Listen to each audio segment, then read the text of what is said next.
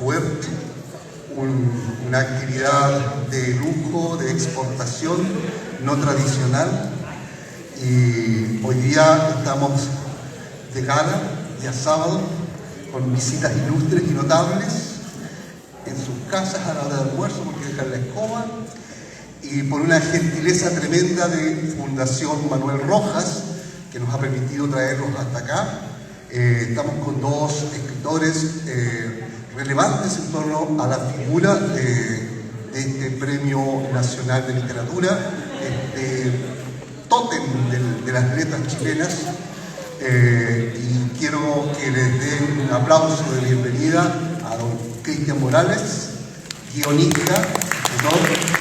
Ya vamos a hablar un poco de él y él se va a presentar, y a alguien que ya es como de la casa, nuestro amigo Carvacho Alfaro, que vino el año pasado y dejó la escoba con su libro acerca de Bolaño, nos hizo hacer una obra de teatro, en fin, vino a robar el gallinero y lo hizo tan bien que lo volvimos a traer, porque además, dentro de sus gracias, es que él hizo algo que es muy poco conocido, como en Chile siempre pasan esas cositas, dicen. Hizo una antología de poesía de Manuel Rojas. Todos estamos acostumbrados a la narrativa de Manuel Rojas. ¿Nos dice Manuel Rojas? Ah, hijo de ladrón, la narrativa.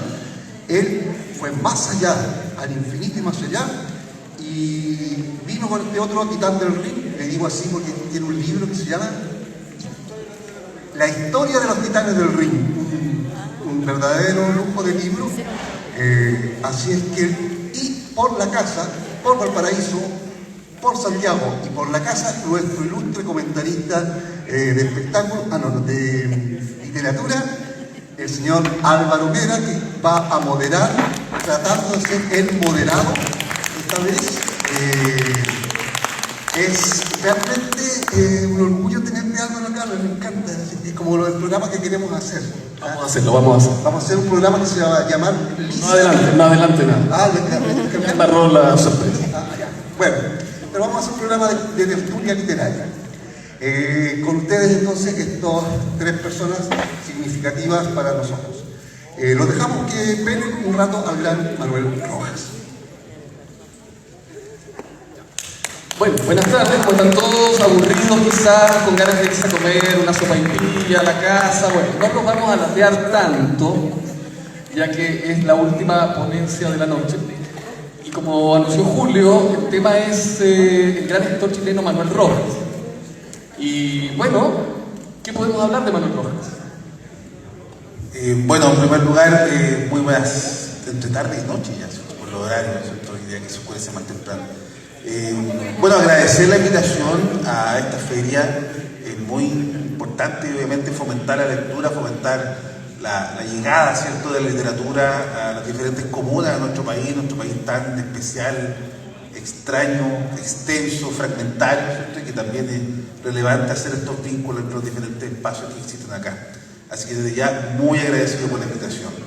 Bueno, un poco mi relación con Manuel Rojas básicamente tiene que ver, como decía Julio, con la poesía. Entonces, muchos años, por ahí 2012, se publicó en LOM la poesía reunida de Manuel Rojas, en donde obviamente se compilan dos obras importantes. Las dos grandes obras poéticas en realidad son Tonada del Transeúnte, 1927, y posteriormente el año 54, que publica Deshecha Rosa, que es un poema muy hermoso dedicado, ¿cierto?, a su mujer que había fallecido, ¿cierto?, la madre de sus tres hijos, de sus tres abejorros, como los nombra en su poemario, y dentro de esa búsqueda un poco detectivesca que desarrollase por allá por el 2007 más o menos, cuando estaba estudiando pedagogía en castellano en Valparaíso, pude encontrar también otras cosas interesantes, unos poemas de 1915, de 1914, en donde de alguna forma se está planteando un poco la primera parte de este gran escritor nacional, ¿cierto? Que la gran mayoría, como decía Julio, uno lo ubica desde la narrativa. Actualmente también lo puedo ubicar desde los ensayos, ahí nos va a hablar también un poco en torno a esos textos, ¿cierto?, que son un poco más desconocidos, pero él parte de dos perspectivas. Parte escribiendo artículos críticos en torno a la sociedad de 1912 y también textos poéticos, ¿ya? ¿ya? Hay que recordar de que en 1912, cuando Manuel Rojas cruza la cordillera a pie, ¿cierto?, desde Mendoza hacia la zona central, y se instala, ¿cierto?, en la calle Brasil, entre Mapocho con Andes, en un conventillo con unos peluqueros anarquistas, y desde ahí comienza, ¿cierto?, a escribir su literatura desde una opinión crítica, pero también desde la poesía, motivado obviamente por otro gran poeta anarquista, ¿cierto?, José Domingo Gómez Rojas, de que a todo el mundo él incitaba, siempre invitaba a escribir, y Rojas le hizo caso. De hecho, en varios de sus textos dice, bueno, yo comienzo a escribir poesía sin saber escribir poesía. Yo creo que muchos de nosotros nos ha pasado un poco eso, de aventurarnos a la literatura sin tener quizá un conocimiento acabado, pero sí está el coraje, y eso siempre hay que admirar. Y desde ahí un poco él plantea eso, ¿cierto? De decir, bueno, yo en realidad no sabía escribir, pero si comparaba un elemento del reino animal con un elemento del reino vegetal, podía empezar, ¿cierto?, a crear ciertas imágenes. Entonces es interesante ver ese proceso, ¿cierto?, ese proceso creativo desde una poesía bastante modernista, un poco más tradicional, porque nunca pasó por vanguardia, ¿cierto? Manuel Rojas, aunque haya publicado en la década del 20, el poemario lo publica en 1927, pero sí deja como una antesala para entender cuáles son sus preocupaciones en la literatura, que tienen que ver básicamente con el desarrollo de la sociedad. Y ahí hay un poema clave que luego, ¿cierto?, me gustaría leerlo, ¿cierto?, que es el poema, ¿cierto?, Gusano, que es como la gran obra y que representa obviamente su visión de la vida, como también su visión de la literatura. Y bueno, tengo entendido que lo que haces tú fundamentalmente es acercar a Manuel Rojas con el mundo de la gráfica, ¿no? Y sacaste hace poco una especie de novela gráfica junto con el autor de la parte gráfica propiamente tal, porque tú haces la parte del guión. Cuéntanos un poco de esa experiencia. Hola, buenas tardes, gracias por la invitación. Viajamos harto, como 5 horas, con harto frío en el bus.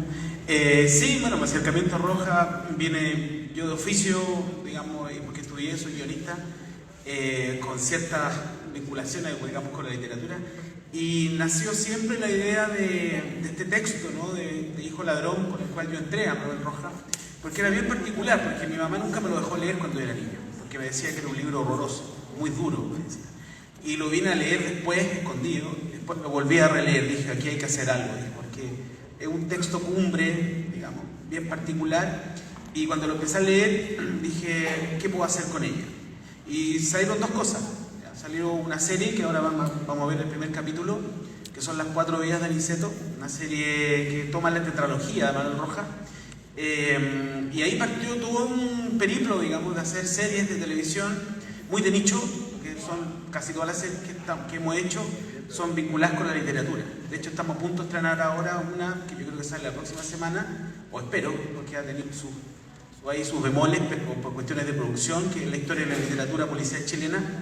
Y la primera que hicimos fue esta, que fue Las 4 vidas de Aniceto, y llevarlo a la parte gráfica y llevarlo a la parte audiovisual. Había que hacer algo ahí, había que poner de manifiesto diferentes maneras de poder leer a Rojas y de hacer cosas con sus textos, porque Hijo Ladrón no tenía nada más allá, digamos, del texto y análisis sobre la obra. Y empecé a trabajar la novela gráfica, fue aproximadamente 4 años y medio de trabajo, en la cual partí con un archivo como de 200 kilos y llegó a pesar, lo tengo guardado, debe ser como, no sé, casi 1 tera de información, porque era muy extenso, muy complejo, y empecé a, digamos, con Beto a hacer bocetos, qué sé yo, a armar el guión se fue armando de a poco, tiene más de 1500 y tantas viñetas, más o menos, para que calculen, y está dibujado 1 a 1, o sea, a una escala normal. Entonces Beto, que es un tremendo dibujante que encima vive en Argentina, entonces nos conectamos por internet y yo le mandaba el guión y él me mandaba los bocetos y sacaba fotos con el celular. Y ahí yo le mandaba la puesta en página, el guión, y él iba armando, y de repente él me ofrecía y me decía, me parece que la solución gráfica de esto es mejor. Y fue un trabajo bien de los dos, ¿sí? Una novela gráfica, finalmente un trabajo a 2 personas, que él tiene que interpretar el guión y yo tengo que adaptarme a su dibujo. Y fue muy entretenido, lo pasamos muy bien, muy desgastador. La última parte, bueno, tiene un montón de historias el libro, y este libro es bien para nosotros muy doloroso, porque nosotros cuando lo editamos, cuando lo lanzamos, se había muerto nuestro gran amigo un par de semanas antes y era muy doloroso.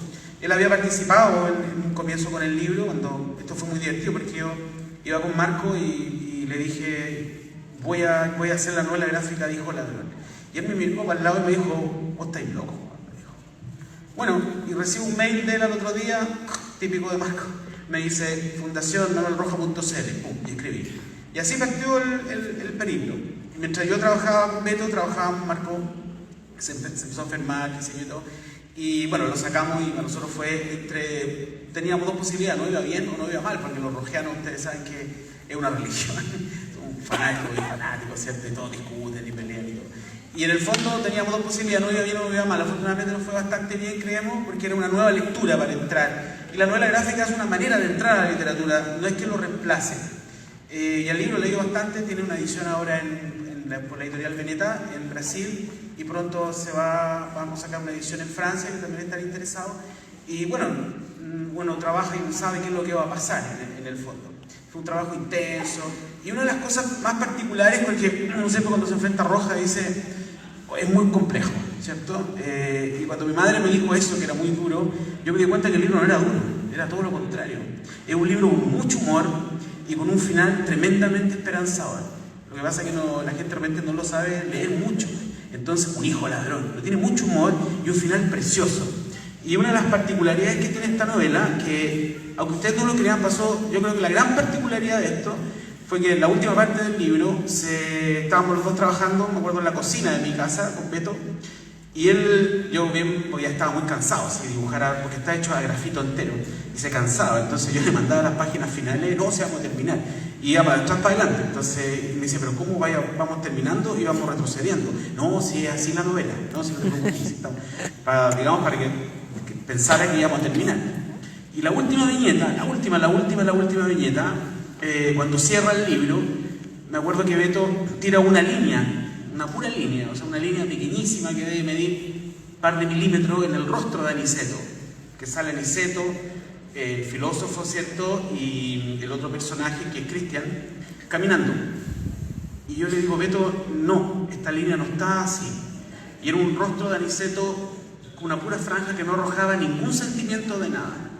Y me dice, tenés razón, pelado. Y viene con la goma a borrar, y le hace un pequeño gesto y cierra el libro.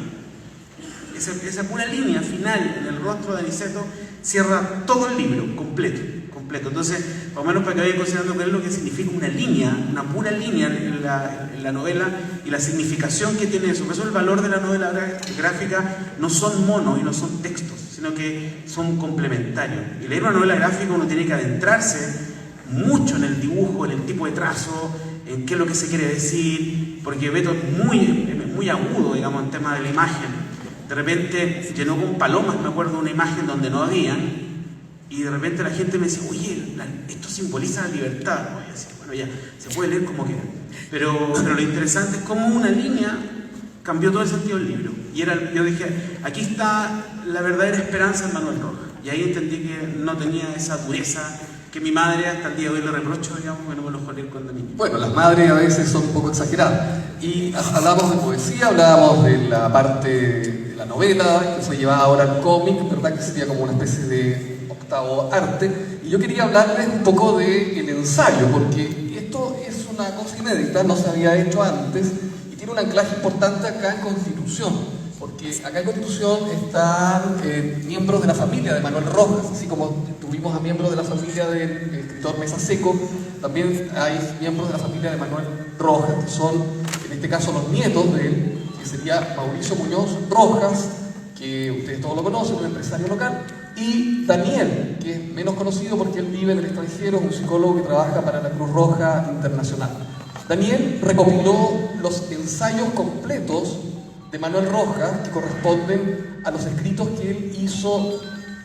Los celulares, por favor, tratemos de dejarlos en silencio. Los escritos que van desde el año 1920 y tanto hasta sus últimos escritos publicados en los diarios de Santiago, en las últimas noticias, en La Tercera, en El Mercurio, en el año 73, que fallece por causas naturales, entre paréntesis. Y este ensayo reunido completa entonces una serie de tres libros, del cual este es el primero, que se llama, o 4, El árbol siempre verde, que, como digo, reúne el pensamiento de Manuel Rojas respecto de muchos temas, ¿no? De su época, que van avanzando desde el año 20 hasta el año 70, tienen que ver con su visión sobre la literatura, su visión sobre el papel del escritor y la política, sobre el papel de la literatura universal, sobre la literatura chilena, sobre la diferencia entre la novela, la narración en general, el cuento y la poesía. La verdad es que a mí me sorprendió muchísimo y me permite ver una visión interesante, porque Manuel Rojas, como aquí se ha expresado, fue un hombre que cruza a pie la cordillera del año 11, 12, llega a Chile muy pobre y prácticamente sin educación formal. Y como se vincula con el gremio de los imprenteros, ¿verdad?, de las imprentas, de los linotipistas, de los cajistas, la gente que en esa época producía los libros, que eran todos anarquistas y amantes del libro.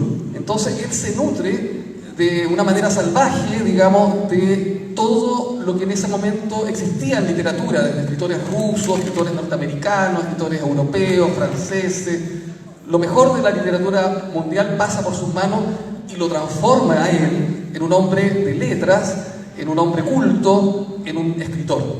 A tal punto que, viviendo al principio como una especie de marginal, termina haciendo clases en las universidades de Norteamérica, donde lo invitan como profesor invitado para enseñar literatura hispanoamericana y también español, entre la década del 50 y el 60, ¿no? Y él se codea, obviamente, ahí en este mundo ya con los grandes escritores norteamericanos, europeos, etc., ¿no? De manera que pasa a ser de un marginal, prácticamente, a un embajador de la cultura chilena y latinoamericana. Por lo tanto, es muy interesante esta forma de ver que Manuel Rojas podría representar una gran esperanza, digamos, ¿no?, de que todo el mundo, cualquiera, que aunque tenga un sistema social o familiar desventajoso o deprivado, ¿verdad?, si se lo propone, a través del libro, ya que estamos celebrando la Feria del Libro, ¿verdad?, en nuestra versión maucha, el libro es una herramienta también de autoconocimiento transformador y que nos permite alcanzar, como Manuel Rojas, por ejemplo, la inmortalidad en la historia de la literatura. Yo por eso creo que no está muy errado hacer este homenaje a Manuel Rojas, ¿no? Porque hoy en día se habla mucho de que el libro está en extinción, que nadie lee, etcétera, etcétera. Y aquí vemos que justamente gracias al libro ha surgido un hombre que se conoce a sí mismo y que gracias a ese conocimiento que le dan los libros, él a su vez transforma a los demás. Como vemos hoy día aquí, Carpaccio motivado con su poesía, aquí a nuestro amigo con el dibujo y transformando todo el tiempo el universo creado por este gran escritor. Sí, mira, frente a lo mismo, lo que hablaba Cristian, lo que planteas tú, ahí hay como 3 betas interesantes. En primer lugar, hay que considerar que cuando uno habla de Manuel Rojas, por lo menos hasta hace unos 5 o 6 años atrás, rápidamente era el vaso de leche, hijo de ladrón, y hasta ahí, digamos. Y básicamente un alto porcentaje de la población lo ubicaba de nombre, pero no lo habían leído. Yo creo que hay un rescate importante que hace la Fundación Manuel Rojas, ¿cierto?, con Jorge y también con la familia, obviamente, ¿cierto?, sus 2 hijas y Patricio, ¿cierto?, ya fallecido, tanto Tanta Paz, que de alguna manera comienzan, ¿cierto?, a fomentar esta posibilidad de abrir otras vetas interesantes sobre la figura de Rojas y sobre su literatura. Darnos cuenta de que no es solamente el vaso de leche, no es solamente hijo de ladrón, que hay escritos, como tú bien planteas, ¿cierto?, ensayísticas, donde hay toda una reflexión política, literaria, basada obviamente en principios súper establecidos desde la visión anárquica, como también la visión del ser humano, ¿cierto?, preocuparse de la humanidad más allá, ¿cierto?, de ciertos principios filosóficos. Pero es interesante hacer esa reflexión, darnos cuenta de que hay un Manuel Rojas que es mucho más grande de lo que nosotros conocíamos, de lo que nos enseñaron muchas veces en la escuela, ¿cierto?, nuestros queridos profesores y profesoras, pero que hoy en día está abriéndose hacia otras posibilidades, como muy bien lo dijo Cristian. es muy necesario, ¿cierto?, situar a nuestros autores dentro de un contexto contemporáneo de la visualidad, por ejemplo. El hecho de entrar, ¿cierto?, en la novela gráfica, entrar, ¿cierto?, en los medios audiovisuales, con las obras, con la figura del autor, es fundamental, no solamente para acercarnos, ¿cierto?, a su literatura, sino que también para acercarnos y conocer esa visión de un mundo que a lo mejor para algunos es muy novedoso, para otros, ¿cierto?, puede ser entrañable y nostálgico, pero que siempre es necesario que esté presente. Entonces yo creo que la poesía de Manuel Rojas, sus ensayos, ¿cierto?, su narrativa, su forma de ver el mundo, su forma de criar a sus hijos, que también fue muy particular, debe prevalecer también hoy en día, debe mantenerse, ¿cierto?, y debe fomentarse en nuestra juventud.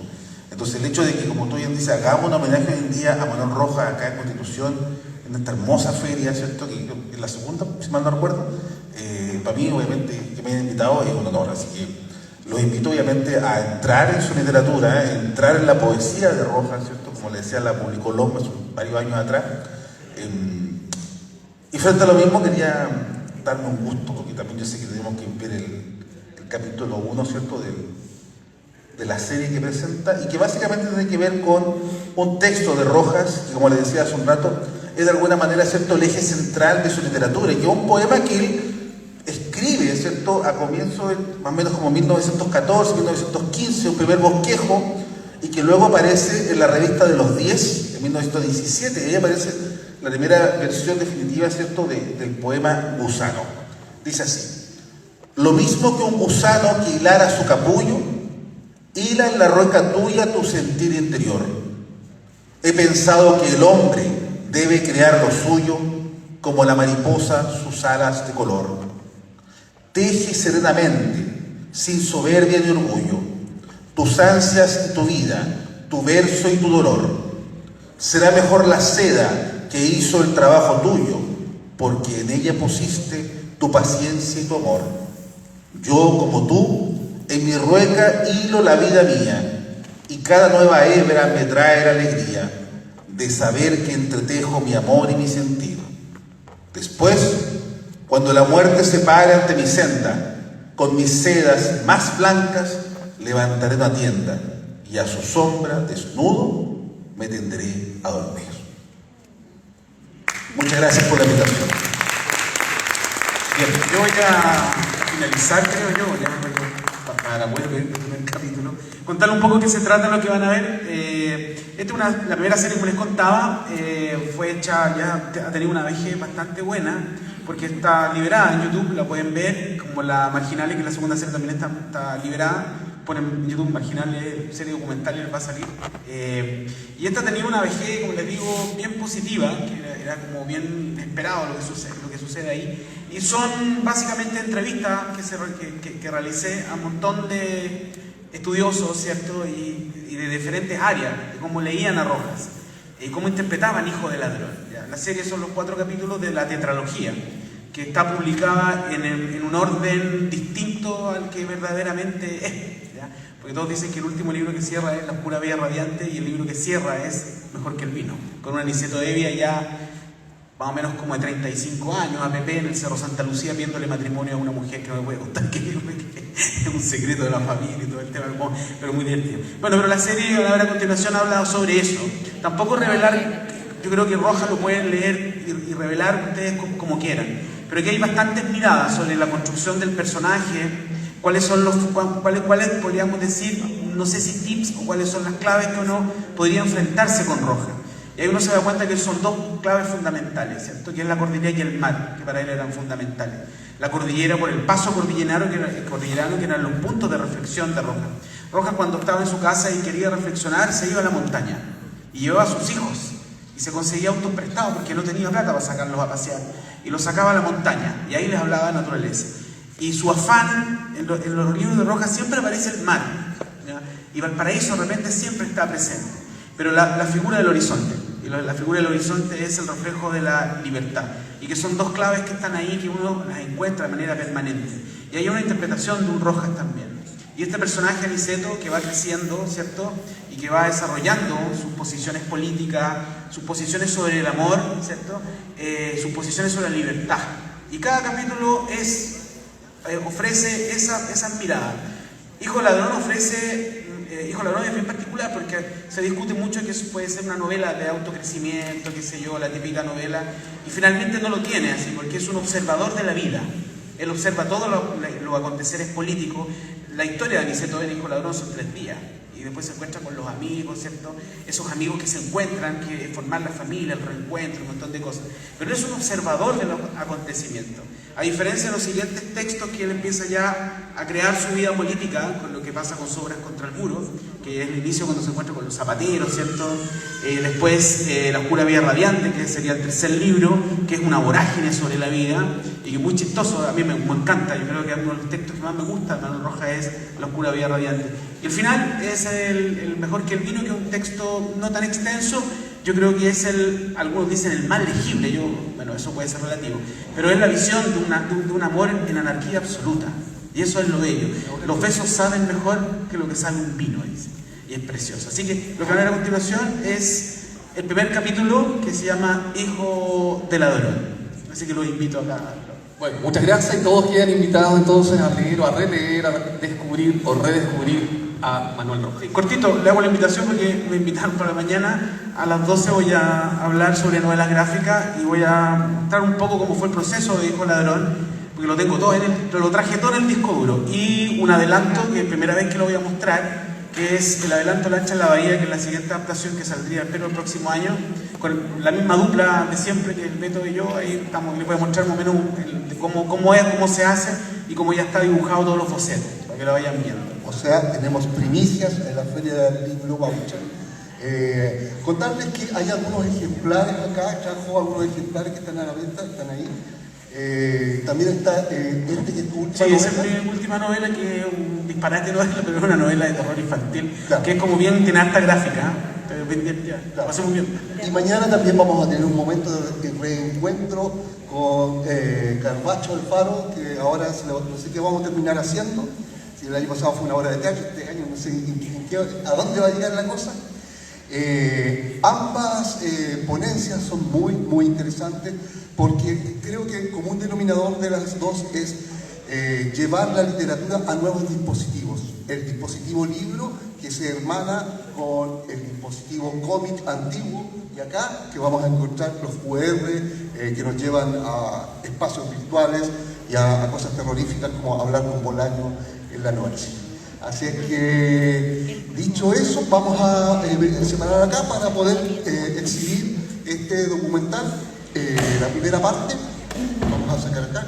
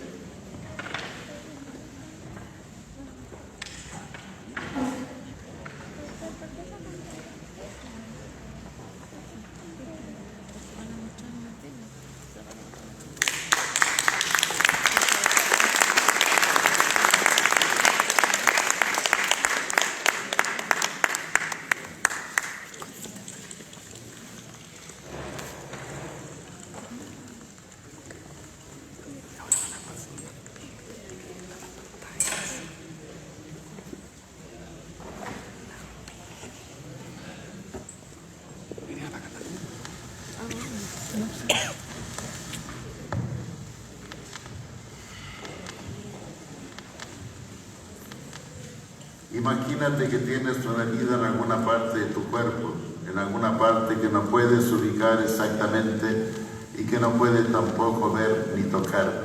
Y supón que esa herida te duele y amenaza abrirse o se abre cuando te olvidas de ella y haces lo que no debes, inclinarte, correr, luchar o reír. Apenas lo intentas, la herida surge, su recuerdo primero, su dolor enseguida. Estoy aquí, anda despacio.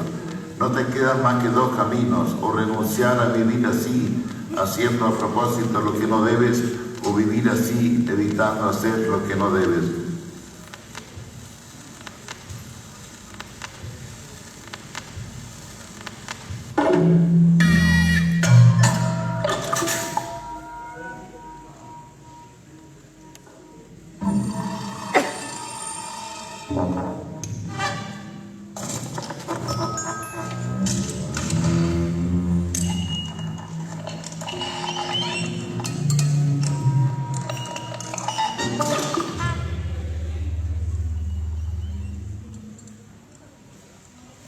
La vida de Aniceto en muchos aspectos tiene que ver con la vida de mi padre, ¿no?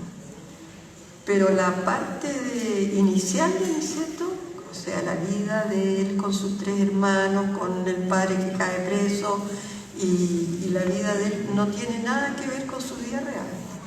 Y esa la construye, según lo que muchas veces hablamos, él la construye con retazos de pedazos de gente, de historias o de familias que conoció en Buenos Aires, ¿no? Incluso el nombre de Aniceto Evia es el nombre de un personaje que estaba en Buenos Aires.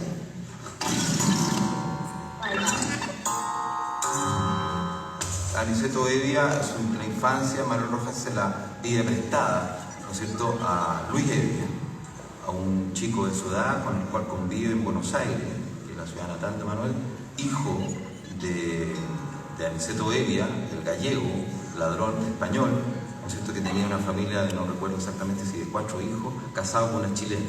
Bueno, cuando Manuel Rojas decide escribir este hijo ladrón, le pide prestada parte de la infancia a este Luis Evia, y lo llama como su padre, Aniceto. En el momento en que Luis Evia vuelve a su casa y sus hermanos no están.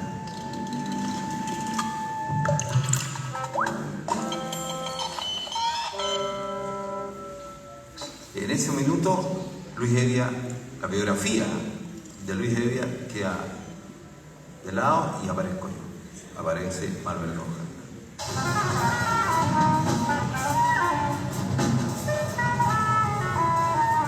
Yo personalmente creo que toda esa parte que él describe, ¿no? La prácticamente desintegración de él con sus otros 2 hermanos y la muerte de la madre y el padre preso en una parte del sur de Chile, etc. Yo creo que es un poco, si se puede decir, transferir, ¿no?, a la soledad que él vivió desde que él abandona, se separa de su madre cuando él atraviesa la cordillera a pie y se encuentra con una soledad absoluta. No conocía a nadie, no sabía en qué ciudad estaba. Por lo tanto, en esos momentos yo creo que ese sentimiento profundo del abandono, de la soledad, del ser humano que crece sin nada, está un poco expresado en su vida real.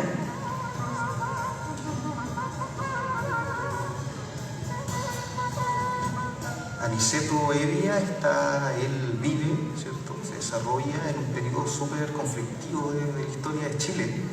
Los historiadores denominamos ese periodo como el periodo de la cuestión social.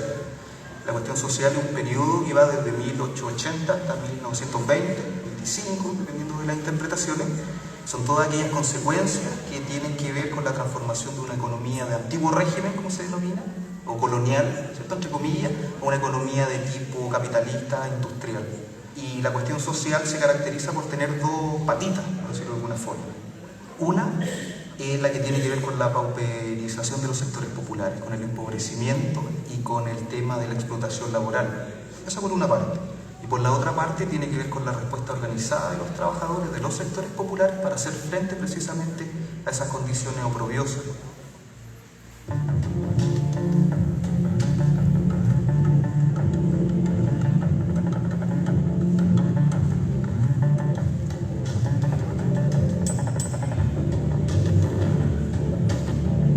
Yo creo que hay parte, que estar encarcelado. En ese minuto, cuando él dice, no recuerdo muy bien, dice sol y viento, mar y cielo, sol y viento, mar y cielo, o sea, todo.